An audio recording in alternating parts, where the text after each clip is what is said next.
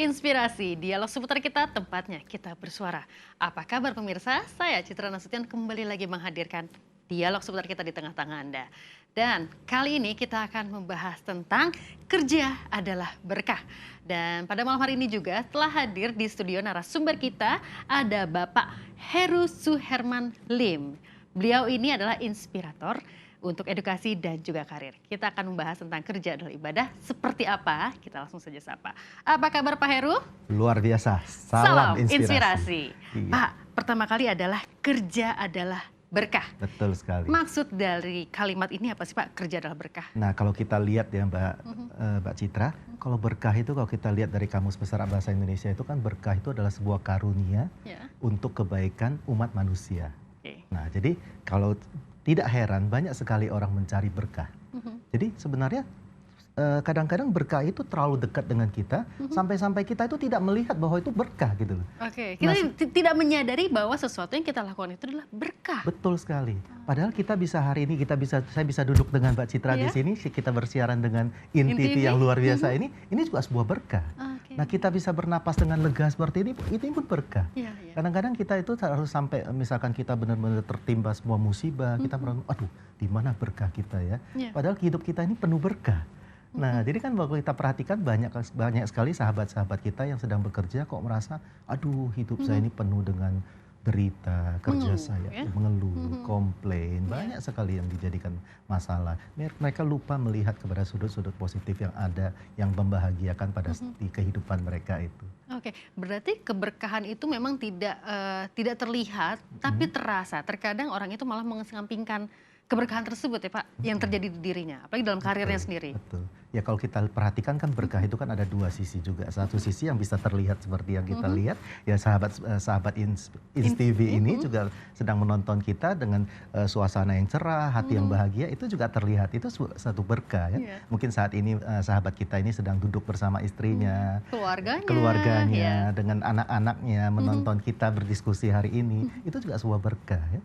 Nah, itu yang kedua yang tadi Mbak Citra katakan yang tidak bisa dirasakan, tidak terlihat, tapi bisa dirasakan hati ya pada saat kita merasa tentram, kita merasa damai, merasa bahagia, penuh cinta, itu tentunya juga sebuah berkah yang sangat besar. Oke, akhirnya kita masukkan keberkahan itu dalam pekerjaan atau bekerja. Itu dia. Nah, itu seperti apa sih Pak? Nah, kan banyak sekali orang mengeluh ya, pekerjaan. Hampir kalau misalkan kita perhatikan, kita berdiskusi dengan banyak orang, rata-rata itu semua hampir mengeluh.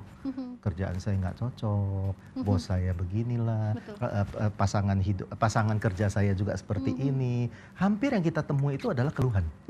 Nah, jadi sebenarnya itu yang saya mau katakan itu adalah bahwa mereka itu belum menyadari bahwa berkah itu ada di dirinya sendiri dan lingkungan sendiri. Berkah itu kan tidak bisa sendiri. Itu harus membutuhkan lingkungan juga. Dan lingkungan kita itu kan yang bisa menentukan dan mengkondisikan bahwa berkah itu ada.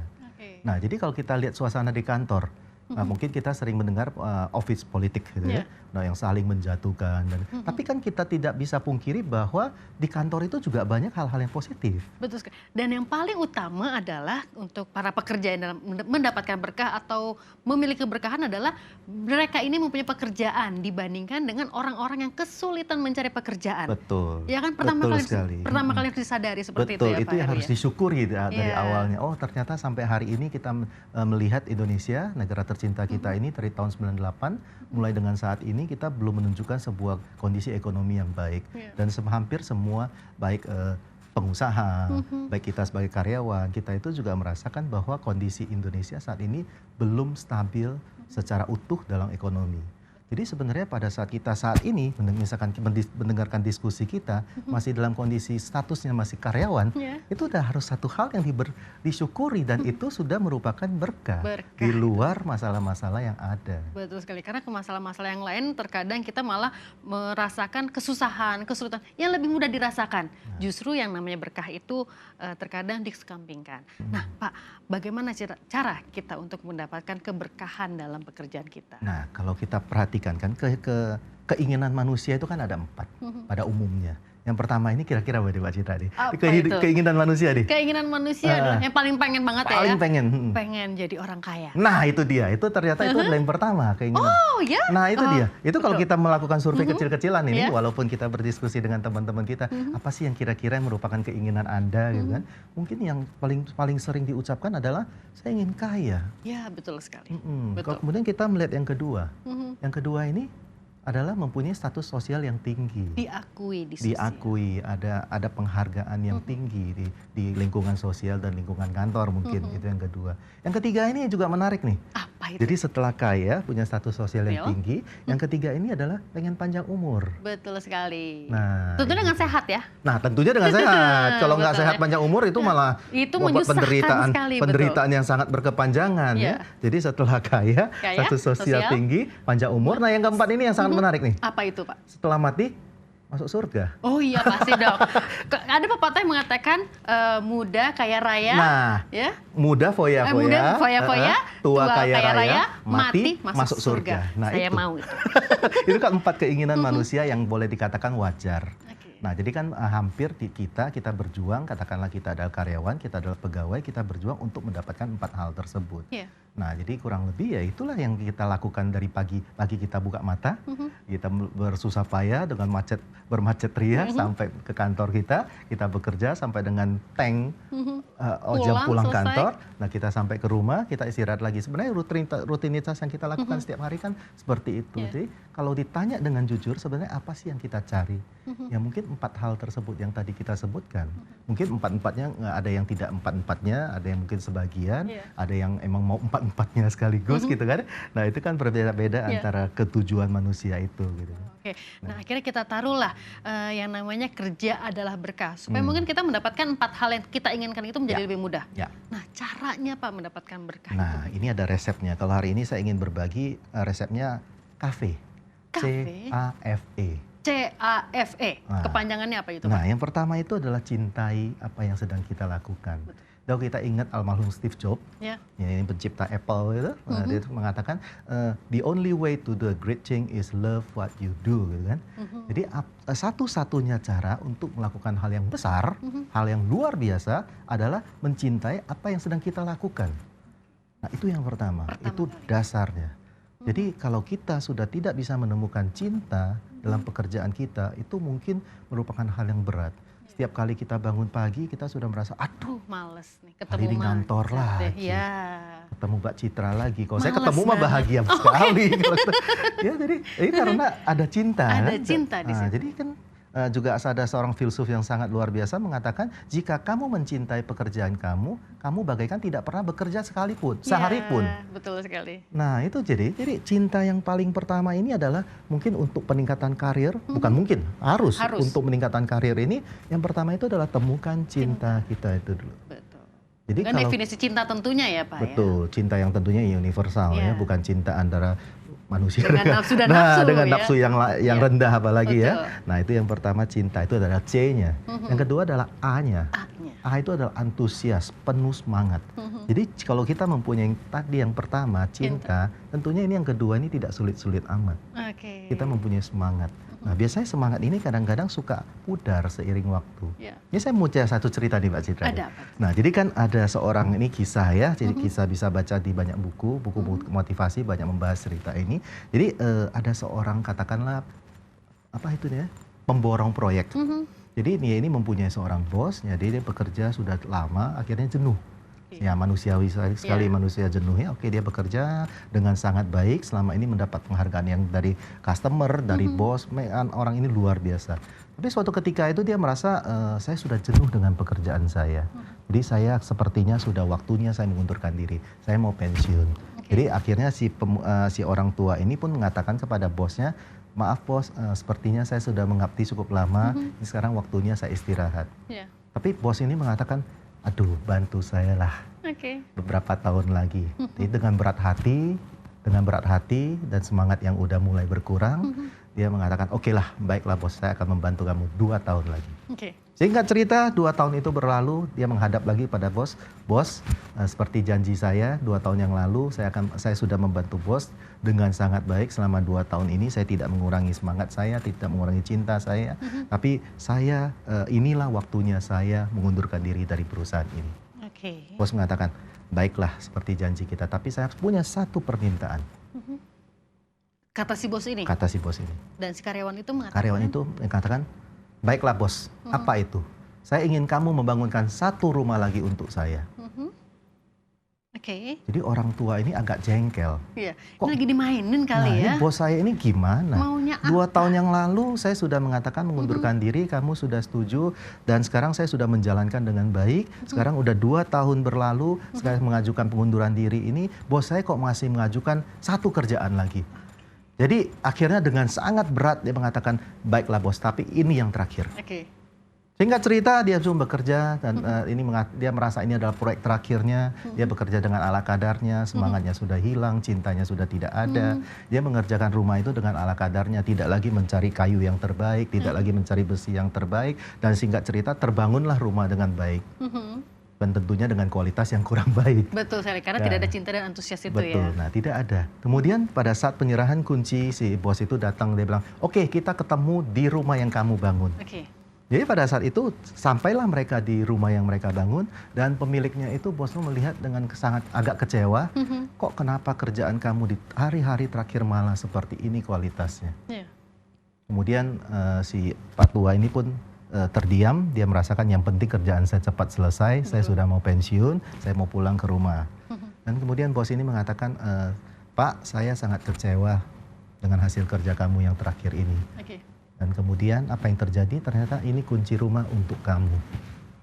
Oke, itu dia, ternyata rumah itu untuk si karyawannya. Nah, sebenarnya bosnya itu sudah menyiapkan rumah ini untuk mungkin pesangon atau penghargaan kepada si karyawan yang tadi itu. Tapi karena kehilangan cintanya, kehilangan antusiasnya, dan otomatis semangatnya berkurang, dikerjakan dengan asal-asalan, sehingga ini membuat satu penyesalan yang cukup panjang selama nanti dia akan tinggal di rumah tersebut. Betul. Nah, kita akan lanjutkan lagi perbincangan ini, semakin seru sekali karena masih ada 2 F dan E, dan kita akan bahas antusias sedikit setelah yang satu ini ya, Pak Heru ya. Silakan. Oke, dan juga pemirsa, masih banyak yang akan kita bahas dan pastinya akan lebih menarik lagi. Tetap di Dialog Seputar kita, jangan kemana-mana.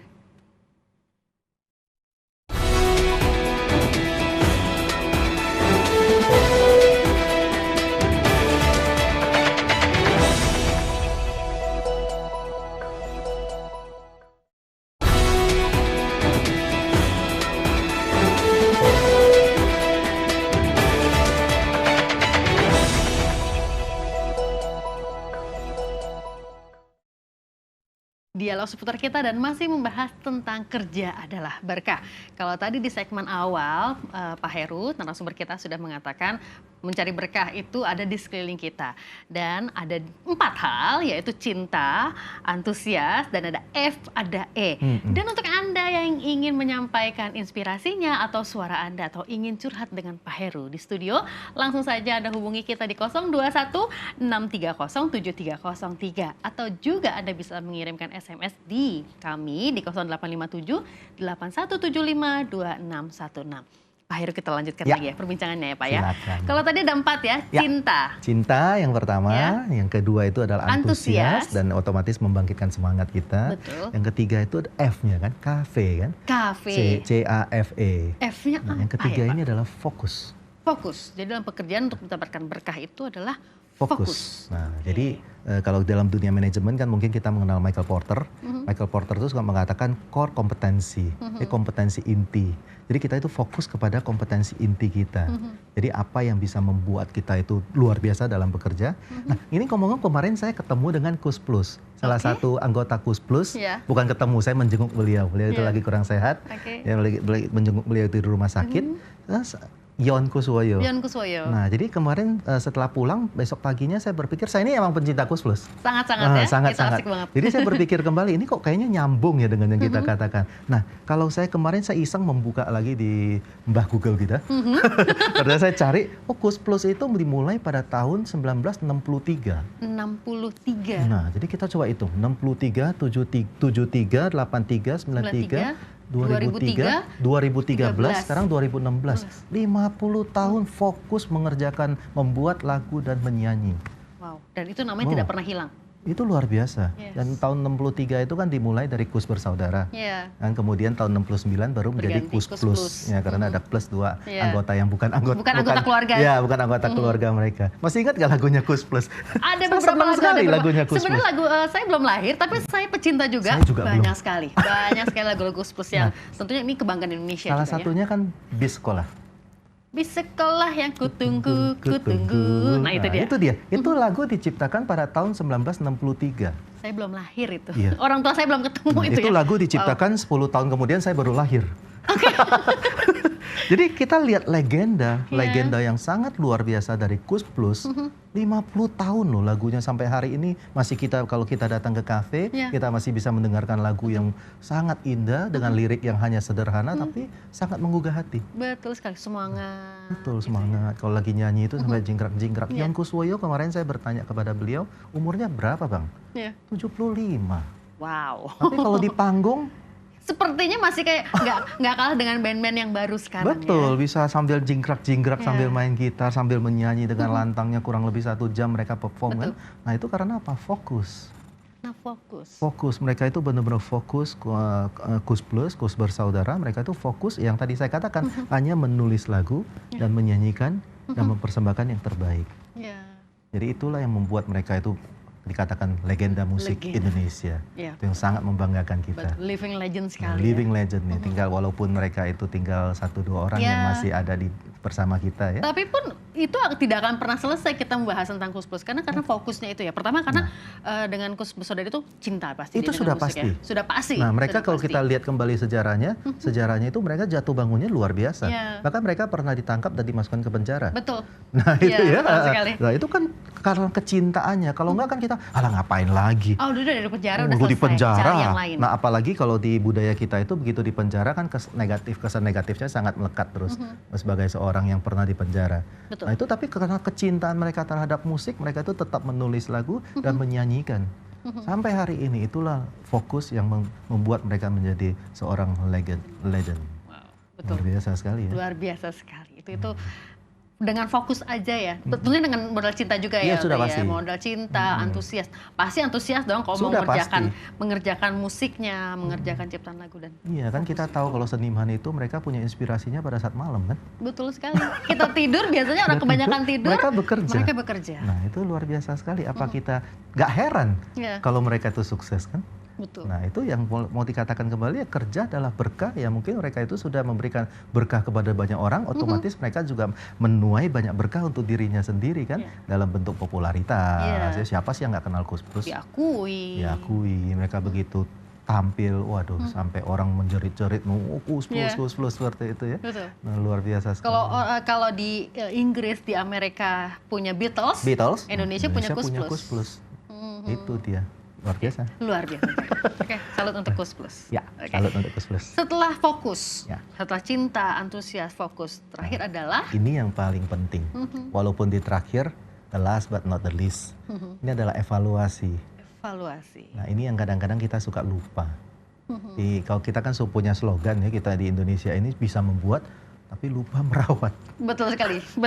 Nah, jadi ini kita mungkin jangan dijadikan satu budaya lagi ya. Ini harusnya kita bisa mengevaluasi. Jadi segala sesuatu itu harus dievaluasi. Kan kita sudah banyak belajar, mungkin menggunakan metode yang paling mudah itu hanya SWOT kan. SWOT itu strength, weaknesses, opportunity dengan threat. Jadi walaupun suatu hal yang kita lakukan sudah dengan cinta, sudah dengan antusias dan semangat, kita sudah fokus, tapi jangan lupa dievaluasi. Apa strength-nya kita, dan itulah yang digunakan oleh mungkin teori Kaizen mengatakan untuk upgrade terus kan, supaya dan kita perhatikan Kus Plus itu waktu saya baca ceritanya itu peralatan mereka itu sangat simple sekali, sederhana sekali, tapi mereka itu tetap evaluasi strength kita itu ada di mana. Dan kalau kita perhatikan Kus Plus kan lagunya Sebenarnya iya. Ya seperti itu kan, betul. tapi mereka lihat sederhananya itu. Ternyata itulah strength kita yang harus tetap dipertahankan. Karena ada sebagian orang yang kalau misalkan tidak mengevaluasi, merasa kayaknya modelnya sekarang yang begini yang bagus nih. Sebentar yang begini. Mereka itu tidak menciptakan, yaitu core kompetensinya itu tidak diasah sehingga tidak menjadi sebuah diamond. Tidak akan menjadi legend. Boleh nggak misalkan Mbak Citra berpikir ya, kalau misalkan contoh, mohon maaf, kalau legend seperti Kus Plus itu sebentar ini, sebentar itu, sebentar ini. Gampang berubah-berubah. Nah, nggak akan menjadi legend seperti hari ini kan, yang tadi Mbak katakan Beatles-nya Indonesia. Jadi mereka mungkin marah kalau dibilang Beatles-nya Indonesia. Karena kok seolah-olah mencontoh Beatles ya mereka. Padahal berbeda sekali ya. Beda sekali. Mungkin aliran musiknya yang mungkin agak mirip-mirip. Tapi mereka punya gaya sendiri. Nah itulah kekuatan dari evaluasi tersebut. Mereka mengevaluasi bukan hanya kelemahannya. Tapi tetap juga mengevaluasi kepada kelebihannya. Kekuatannya ada di mana. Itu yang perlu dipertahankan dan otomatis meminimalkan kelemahannya. Dan memunculkan opportunity tadi kan. Dan sekarang kita lihat Kus Plus itu bukan hanya di Indonesia kan, sampai ke katakanlah Asia Tenggara ini mereka sangat terkenal. Oke, apalagi untuk ini kalau kita kembali lagi ke masalah pekerjaan, ke karyawan. Jadi kalau yang namanya bekerja itu tidak harus dievaluasi oleh bos. Betul. Justru kita mengevaluasi ke diri kita sendiri. Itu terkadang, bukan terkadang, saya pun terkadang suka melewatkan hal itu kan. Dianggap tidak penting gitu kan, karena biarin aja deh yang evaluasi bos aja, yang evaluasi supervisor aja gitu. Justru ini mengevaluasi dari diri sendiri. Nah, orang suka mengatakan gini, pada saat kita bekerja, kita melakukan satu hal yang baik, itu sepertinya untuk orang lain. Padahal kalau kita mau jujur, yang kita lakukan itu semua adalah untuk diri kita sendiri. Mau itu yang baik maupun yang tidak baik, itu semua akan kembali kepada diri kita sendiri kan. Walaupun kita katakanlah kita lebih keras bekerja, orang lain boleh mengatakan kamu cari muka aja. Iya, betul. Ngapain? Filosofinya kan RMS kan. Apa itu? Rajin, males, sama. Semua sama ya? Semua sama. Gaji juga sama. Nah, gajinya cuma sama. Tapi kan kalau kita melihat satu jangka yang agak panjang sedikit, kita itu bisa menyadari sendiri bahwa kalau kita rajin, kita punya semangat, kita punya cinta, yang mendapatkannya siapa? Kita sendiri. Makanya segala sesuatu sebenarnya dikatakan kalau kita mulai hitung-hitungan, ya sulit. Kalau kita mulai istilahnya materi yang benar-benar dijadikan landasan untuk bekerja, wah itu levelnya rendah sekali. Sayang sekali. Padahal itu yang tadi kembali lagi yang saya katakan berkali-kali, apapun yang kita lakukan itu kembalinya kepada diri kita sendiri. Oke. Nah, itu luar biasa sekali, ada 4 prinsip ya. Kafe. Cinta, Ingatnya gampang kan? Gampang sekali mengingatnya. Cinta, antusias, fokus dan evaluasi. Itu bisa mendapatkan atau mencari supaya kita dalam pekerjaan ini mencari berkah. Mendapatkan berkah. Itu otomatis karir kita juga akan terus meningkat, terus meningkat dan untuk selalu meningkatkan itu ya. Oke. Dan Pak Heru, tentunya dalam kita bekerja ya kan, tentunya ada dong rasanya ini pekerjaan ini cocok untuk saya, atau pekerjaan ini dari hati, atau pekerjaan ini untuk orang lain seperti tadi Pak Heru katakan. Tapi sebenarnya pekerjaan yang untuk mendatangkan keberkahan pada diri kita sendiri itu seperti apa sih Pak? Nah kan kalau kita perhatikan kembali level-level pekerjaan itu kan ada 3 nih kita sebagai karyawan itu. Kalau level pertama itu kan kita bekerja atas dasar kebutuhan. Nah ini ya basic need. Betul. Nah bahasa Jawanya itu basic need. Basic need. Kebutuhan mendasar kan. Nah ini mungkin boleh saya katakan pada saat kita dulu, kalau kita ingat kembali pada saat mula-mula kita belajar, mulai bekerja, kan kita ini benar-benar fokus kepada kebutuhan ini. Karena mungkin kita nggak punya gaji yang dibayar per bulan ini, kita nggak bisa bayar kendaraan kita, kita nggak bisa bayar makan kita, utang di warung belum dibayar. Kan? Itu yang benar-benar level yang paling bawah itu menurut saya adalah kebutuhan. Jadi kerja berdasarkan kebutuhan. Yang kedua ini yang naik sedikit ini, naik kelas sedikit. Kerja berdasarkan karir. Kerja berdasarkan karir. Nah, dia ada sesuatu yang dikejar. Nah, jadi dia sudah mengerti, makanya kadang-kadang kita sebagai pimpinan di kantor itu harus memberikan penjelasan kepada staf atau bawahan kita atau tim kita bahwa di sini ada jenjang karir yang jelas. Karena itu yang bisa memotivasi orang untuk mengejar. Jadi kalau misalkan contohnya kita masuk ke kantor ini sebagai level yang paling bawah, katakanlah sebagai office boy, nah dia sudah tahu Apa yang harus dilakukan? Apa yang sudah dilakukan, dan dia mempunyai harapan untuk lebih nggak jika dia melakukan hal yang baik. Tapi apakah seorang office boy atau posisi yang paling rendah ini bisa menjadi meningkat? Pasti bisa ya Pak. Tapi bagaimana caranya Pasti setelah bisa. yang satu ini akan dibuka oleh Pak Heru? Apakah dari posisi paling bawah bisa menjadi level paling atas? Tergantung level pekerjaan tadi ya Pak ya. Kita akan lanjutkan nanti. Dan untuk Anda, tentunya Anda ingin mendapatkan jawaban bagaimana posisi yang di bawah bisa menjadi posisi di atas. Setelah yang satu ini akan dijelaskan Pak Heru, jangan kemana-mana, tetap di Dialog Seputar Kita.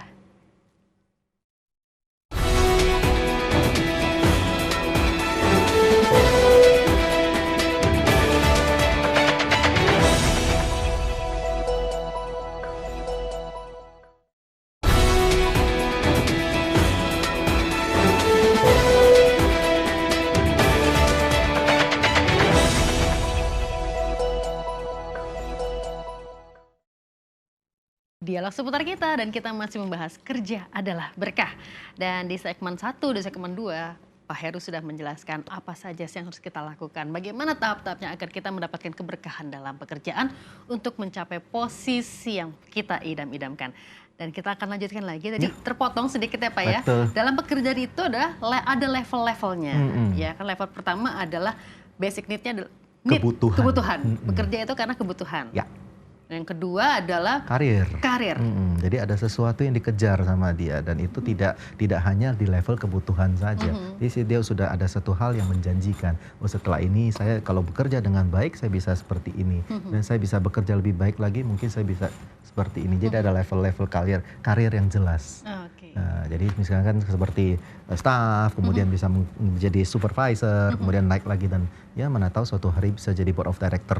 Ya, nah, itu dia. Atau juga kalau tadi sebelum saya tutup di segmen kedua, bisa nggak sih Pak posisi yang di bawah? Contoh lah ya, contoh kita kalau mengatakan ada OB, ya kan?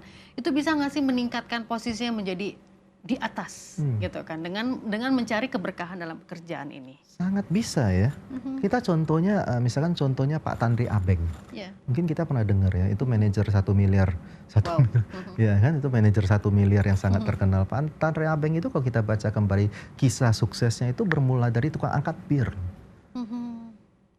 Pada saat tukang angkat bir, makanya ini yang banyak filosofi yang suka diajarkan kepada kita ini adalah kita itu jangan pernah merendahkan orang lain. We never know kan, kita tidak pernah tahu bumi ini berputar terus, dunia juga bulat ya kan. Kita tidak akan pernah tahu hari ini mungkin dia adalah staff kita, di bawah kita, kalau bisa kasarnya adalah pembantu kita. Kita tidak pernah tahu suatu ketika itu mungkin ya, misalnya contohnya dulu Pak Tanri Abeng itu adalah seorang staff pasti, tukang angkat bir kok. Betul sekali. Jadi sekarang bisa sampai puncaknya yang sangat luar biasa itu kan bukannya bonus kan? Iya, betul itu sekali. adalah suatu perjuangan.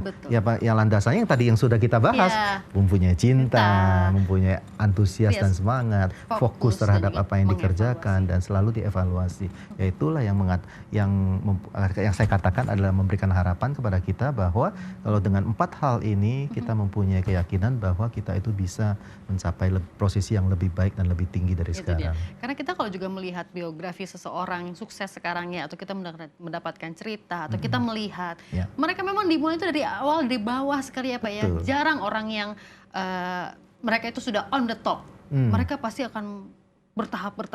Tapi asal jangan putus asa ya Pak ya. Betul.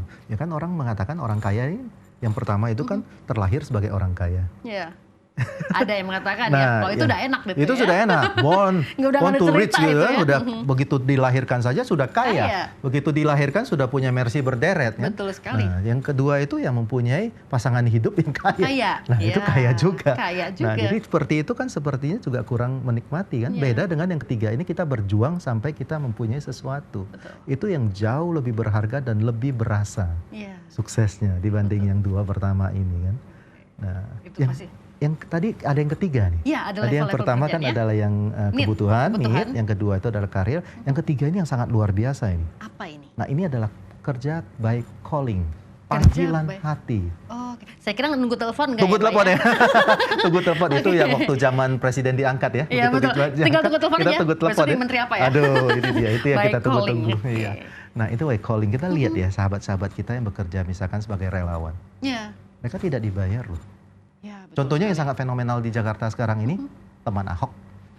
Oh iya, betul-betul. Ya, Mbak Citra pasti pernah bertemu dengan kita kalau di kerumunan. mall, Iya, saya sampai kaget ini tiba-tiba mall ini kok ramai sekali di pojok sana. Ada apa sebenarnya?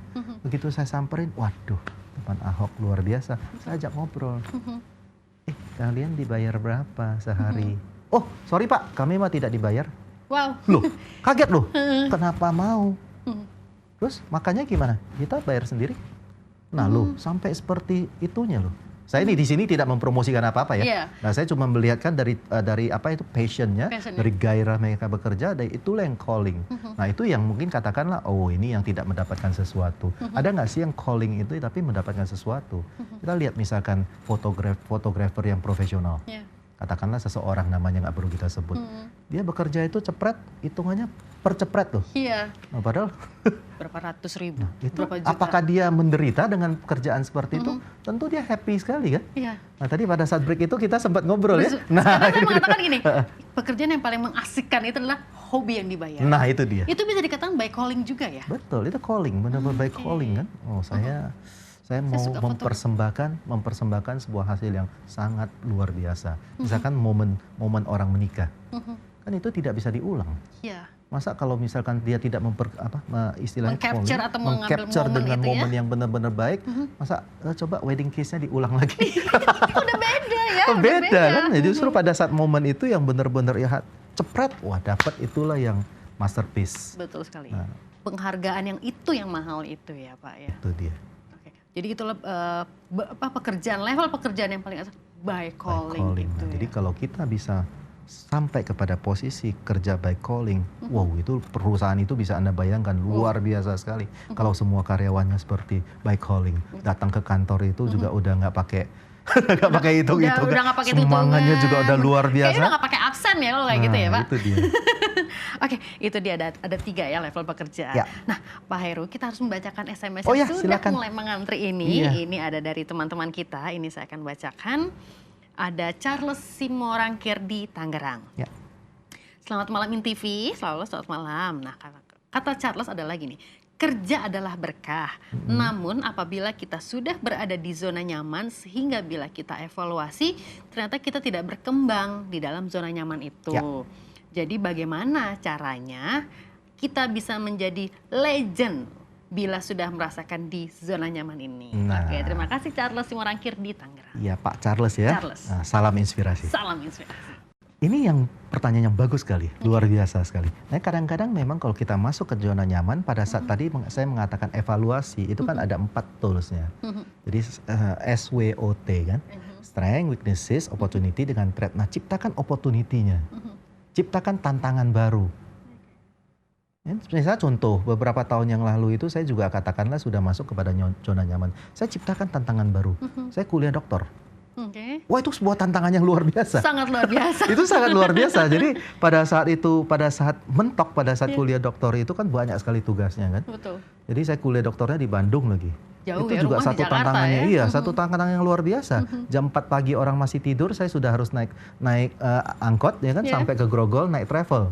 Di belakangan ini saya agak jarang nyetir ke Bandung karena waduh trafficnya. Dan kalau di travel bisa tidur. Nah itu yang paling penting. Itu jangan ngomong-ngomongin dong. Itu rahasia. Nah jadi seperti itu, saya menciptakan sebuah tantangan baru. Jadi bagi saya di kantor sebenarnya saya dokter tidak dokter pun gaji saya tidak naik. Tapi saya menciptakan, kalau saya tidak menciptakan sebuah tantangan baru, saya sudah ada dalam comfort zone tadi. Nah inilah fungsinya kita mengevaluasi tadi. Ya, kalau kecintaan kita terhadap pekerjaan ya mungkin saya bekerja di kantor saya ini kurang lebih dari 2003 sampai dengan hari ini. Ya udah cukup lama. Nah, jadi kalau untuk antusias sudah pasti, fokus juga udah kurang lebih sekian belas tahun. Yang evaluasi ini yang selalu kita lakukan. Kekuatan kita di mana? Yang tadi kalau zona nyaman itu yang saya mau katakan adalah ciptakan tantangan baru, ciptakan kesempatan baru. Nah, salah satunya waktu itu saya menantang diri saya sendiri, saya mau kuliah dokter. Dan itu kita sudah tahu bahwa kuliah dokter itu bukan satu hal yang mudah. Jadi saya bilang, saya mau kuliah dokter.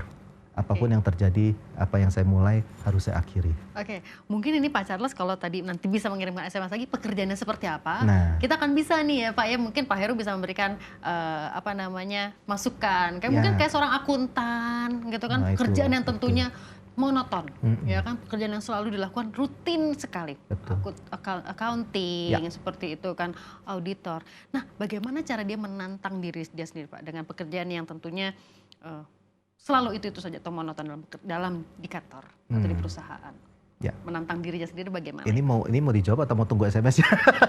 Kita boleh jawab dulu sampai tunggu SMS-nya. Oke, jadi kalau mau dikatakan kerjaan itu bukan hanya accounting aja yang rutin kan. Hampir semua pekerjaan itu Semua rutin. ya. Kan? Nah misalkan seperti Mbak Citra ini sebagai penyiar, apa nggak rutin tiap hari Betul siaran? sekali. Nah, jadi kadang-kadang kita melihat yaitu filosofi dari dulu, rumput tetangga lebih hijau daripada rumput kita. Sendiri, ya? Karena rumput kita nggak pernah kita urus. Betul sekali. Lupa gitu ya. Lupa kita urus. Jadi kadang-kadang ya apapun rutinitas yang dilakukan itu kalau kita jenuh, break for a while. Jadi istirahat sebentar. Mungkin kita bisa cuti, kan setiap kantor mempunyai aturan cuti yang cukup baik harusnya. Mungkin kita bisa istirahat sejenak, kita supaya refresh kembali. Mungkin kita bisa mengambil paket-paket yang mungkin yang religius, yang teman-teman kita bisa ngambil retret, kita bisa pergi meditasi, terus kita bisa, dia bisa istirahat seharian di rumah tanpa istilahnya lazy day, apapun tidak. Betul, itu sangat mengganggu. Tapi biasanya kita nggak betah kalau handphone. Betah juga sebenarnya, cuma akhirnya bermedia sosial. Jadi sebenarnya kadang-kadang ada hal yang perlu yang tadi saya katakan tuh lazy day itu penting. Pokoknya hari ini saya nggak mau melakukan apapun. Bukan hari Minggu saja ya. Nah, jadi itu lazy day istilahnya. Itu untuk merefresh kita punya semangat lagi, sudah menghilangkan kejenuhan. Ya sebenarnya itu rutinitas itu kan kita jenuh. Masalahnya cuma di situ. Jadi kita supaya kita bisa kembali lagi kita harus refresh. Komputer aja harus di-refresh kan. Betul. Apalagi kita ya Pak ya. Nah, kita harusnya merefresh sejenak ya. Kita akan kembali lagi tentunya setelah yang satu ini Pak Heru ya. Dan juga pemirsa, kita masih tunggu SMS Anda dan juga telepon Anda di studio. Tapi kan kita bacakan dan juga akan kita angkat telepon Anda setelah yang satu ini, tetap di Dialog Seputar Kita.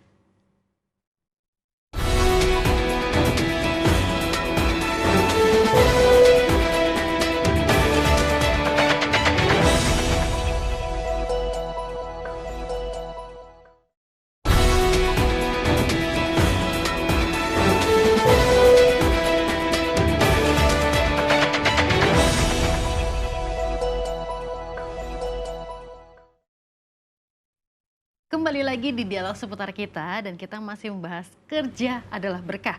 Dan untuk Anda yang di rumah, Anda silakan saja berinteraksi langsung dengan kami di studio tentang masalah karir atau juga edukasi yang saat ini kita masih membahasnya adalah kerja adalah ibadah. Ataupun Anda ingin curhat dengan Pak Heru, silahkan bisa line telepon atau juga di SMS. Atau Anda ingin mengirimkan SMS di 0857 8175 2616 atau Anda ingin telepon langsung berinteraksi dengan Pak Heru langsung di studio, Anda bisa menghubungi kami di 0216307303. Seperti SMS yang sudah masuk di studio, kita akan langsung bacakan ya Pak Heru ya. Silakan Mbak Citra. Ini ada Angga Putra Dewa Danu. Namanya bagus sekali ya Pak ya. Bagus sekali ya. Angga Putra Dewa Danu. Itu udah nama 4 orang itu ya. Iya, ada Angga, Putra, Dewa, dan Danu. Ini dan Angga ini dari Tangerang Selatan. Halo, selamat malam. Danu ini mengatakan saya lulusan SMK, tapi ijazah saya belum keluar. Dan saya jenuh di rumah karena saya ini datang dari Kudus, Jawa Tengah. Mungkin baru datang ya dari Tangerang Selatan. Bagaimana Pak supaya saya tidak jenuh di rumah? Terima kasih. Terima kasih Angga. Kita panggilnya Mas Angga aja ya. Mas Angga. Mas Angga, salam inspirasi. Salam inspirasi. Nah ini menarik ya.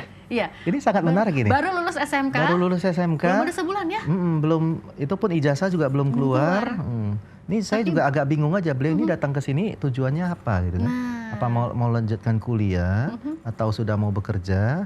Dan yang kedua itu dia tinggalnya dengan siapa? Dengan siapa? Apa dengan saudara, dengan orang tua? Iya. Mungkin kalau kita bisa melihat, mungkin kalau misalnya kuliah kan menunggu masa kuliah ini. Betul, itu masih cukup lama ya. Masih agak cukup lama. Sekitar Agustus atau September baru mulai kuliah baru ya.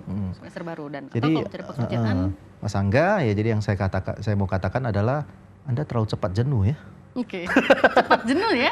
Anda terlalu cepat jenuh ya, atau mungkin jenuh itu kan satu itu terlalu sibuk, yang kedua itu ya terlalu santai. Iya. Itu dua hal ekstrim ini kan, ekstrim kiri dengan ekstrim kanan. Satu itu terlalu sibuk sampai kita jenuh sekali. Yang kedua itu ya terlalu santai, nggak ada yang dikerjakan. Nggak ada kerjaan, Jadi kita bingung mau ngapain. Nah, yang kembali lagi yang tadi saya katakan supaya kita tidak jenuh itu adalah cari kegiatan. Nah, makanya tadi saya bertanya kepada beliau ini, Mas Angga ini, Anda ini tujuannya ke Jakarta ini itu apa tujuannya? Apakah mau kuliah? Kalau benar mau kuliah, katakanlah dua inilah ya, dua alternatif lah. Yang pertama kuliah. Kuliah itu kan tadi saya sudah katakan bahwa kuliah itu mulainya itu September. Jadi selama 5 bulan ini, katakan sekarang Juni ya, nanti 3 bulan ini, ya mungkin Anda ini Mas Angga bisa melakukan sesuatu hal yang berguna untuk kuliah itu. Misalkan kalau SMK Anda, contohnya lah ambil kuliah apa ya, teknik mesin misalkan. Kalau SMK-nya yang mesin, misalnya ambil teknik mesin, mungkin saat ini Anda bisa cari skill yang berhubungan dengan teknik mesin itu. Nah, di bengkel? Di bengkel mungkin bisa magang dulu ya kan, ya bila perlu mengatakan udah nggak usah dibayar juga nggak apa-apa, yang penting saya dikasih makan. Nah, itu kan. Karena ada ilmu baru di situ ya Pak ya? Ada ilmu baru, betul. Jadi ya mungkin kalau yang kedua itu, kalau Mas Angga ini lagi mau mencari pekerjaan, ya, ini waktunya Anda mempersiapkan diri dengan baik untuk bekerja. Selama, ya kalau kita bekerja kan kita tidak tahu kapan kita bisa deadline-nya datang. Nah, mungkin besok sudah ada panggilan, ya mungkin Anda harus kerjakan adalah yang paling penting itu menyiapkan lamaran dulu kan. Betul. Bikin CV ya. Bikin CV dulu, baca koran dulu, cari lowongan dulu. Yang harus dikerjakan adalah seperti ini. Yang ketiga ini kalau Anda tidak ngapa-ngapain ya ini emang bingung sih. Karena yang tadi saya katakan tidak ada tujuan ya kita bingung. Seperti misalkan contohnya saya mau ke INTV kan saya sudah punya tujuan yang jelas. Saya mau ke INTV walaupun saya tidak ngerti INTV di mana, saya bisa berusaha mencari sampai ketemu di INTV ini. Jadi sehingga saya bisa sampai kemari. Coba bayangkan saya nyetir di jalanan, mau kemana Pak Heru? Ya kemana angin bertiup, kemana angin mengalir. Walau bingung kan? Ini mau kemana ini orangnya? Itu sama juga kalau misalkan kita naik taksi kan? Mas mau kemana? Kemana angin bertiup, kemana air mengalir. Kalau argonya dapat. Nah, itu kalau ketemu supir taksinya yang baik, Anda dibawa ke Grogol. Iya betul, stres. Rumah sakit jiwa ini kayaknya baru lepas nih. Yang kedua itu yang tadi Mbak Citra katakan, dia muter sampai Anda lihat argonya sampai nggak kuat bayar ya seperti itu. Jadi yang Mas Angga tadi, yang pertama-tama yang harus Anda lakukan itu adalah mencari tujuan. Tujuan itu ada dua kriterianya. Satu, penting dan jelas. Penting dan jelas. Ya. Jadi Mas Angga coba tentukan dulu malam hari ini Anda setelah menonton kita, sambil Anda duduk-duduk minum teh atau minum kopi, pikirin dulu tujuan saya apa, dari Kudus jauh-jauh sana datang ke Tangerang ini, jangan sampai nanti nyanyi lagunya Kus Plus kan? Iya, ke Jakarta. Itu dia. Jadi tujuannya penting dan jelas. Penting nggak? Saya pulang dari sini, saya misalkan contoh saya nggak tahu jalan, tapi tujuan saya jelas dan penting. Saya mau pulang. Saya akan sampai. Apapun yang terjadi saya akan nyampe ke rumah saya karena tujuannya penting dan jelas. Ya, jadi Mas Angga itu jawaban kita dulu. Pertama, cari dulu tujuannya ngapain. Lagi pula pun di sini Mas Angga ini mempunyai kesempatan untuk mencari pekerjaan yang dicintai. Nah, itu dia. Ya Pak ya, mungkin dalam waktu berapa bulan mencari pekerjaan ini dengan sukanya apa nih kalau SMK ya kan. Tapi yang paling penting sebelum mencari pekerjaan yang dicintai itu dia harus mendefinisikan dirinya sendiri dulu. Yang tadi tujuan itu. Yang kedua itu ya harus menyadari kelebihan kita itu ada di mana. Kan nggak mungkin misalkan contoh, mohon maaf saya bukan mendeskripsikan SMK, tidak mungkin seorang SMK bercita-cita, besok saya mau jadi astronot. Oh, itu kan, betul sekali. Itu kan prosesnya masih panjang sekali untuk mencapai cita-cita itu. Makanya ya, tujuan itu. Yang kedua itu yang definisi diri kita dulu. Saya maunya apa sih? Nah itu dulu. Dan apa kekuatan saya?